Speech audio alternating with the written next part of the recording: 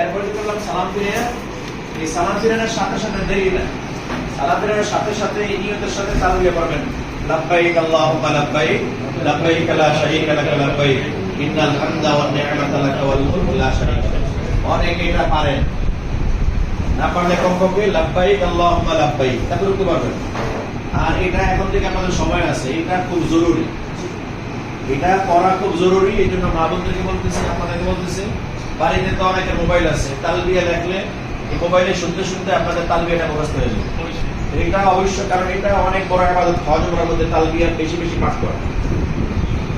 এই জন্য তালবিয়াটা শিখে ফেলবেন, লাব্বাইক আল্লাহুম্মা লাব্বাইক লাব্বাইক লা শারীকা লাক লাব্বাইক ইন্নাল হামদা ওয়ান নি'মাতা লাক ওয়াল মুলক লা শারীকা।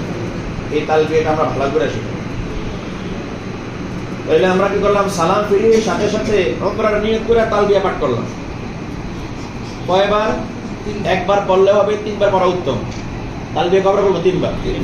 আমি যখন নিয়ত করে তালবিয়া পাঠ করলাম, আমি এখন আমার ইহরাম কমপ্লিট হয়ে গেছে। ইহরাম কি হয়ে গেছে? কমপ্লিট হয়ে গেছে। এখন আমার জন্য সেলাই করা কাপড় পরা জায়েজ নাই। আমার তো সেলাই করা কাপড় গায়ে নাই, এখন সমস্যা নেই। মাথা ঢাকা জায়েজ নাই, সুতরাং টুপিটা দাগি খুলে ফেলছেন। এটা হলো পুরুষের জন্য। কার জন্য? পুরুষের জন্য। আর মা বোনরা কি করবো? একই সিস্টেম। মা বোনদের জন্য উমরার মধ্যে মানে ইহরাম কমপ্লিট হওয়ার পর মাথা ঢাকা যাবে, মাথা ঢাকতে হবে, হাত পা অন্য সবকিছু ঢাকবে, সমস্যা নাই, কিন্তু চেহারা খোলা রাখতে হবে। কি করতে হবে? চেহারা খোলা রাখতে হবে। কিন্তু পর্দা করা ফরজ। পর্দা করা কি ফরজ? নিজের চেহারা অন্য পর পুরুষকে দেখানো যাবে না, মহাবিপদে না। নিজে কোন চেহারা খোলা রাখতে হবে, আবার কোন পর পুরুষ দেখতে পারবো না, অনেকটা কেমনে কি ব্যবস্থা ওরা থাকবে, কি হবে? আমাদের জন্য সহজ, একটু কষ্ট এখানে বাবদের হবে।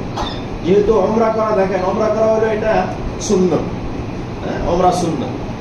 কোন কোন মানে ফকি বলছে এটা যে ওয়াজিব, জীবনে একবার কি ওয়াজিব বলছে, সুন্নতে। আর পর্দা করা, পর্দা করা কি ফরজে। আমি একটা সুন্নত আমল করতে যাইতেছি, একটা নফল ইবাদতের জন্য, দেখা যায় সেখানে যে আমরা পর্দা করি। অনেক মা বোনরা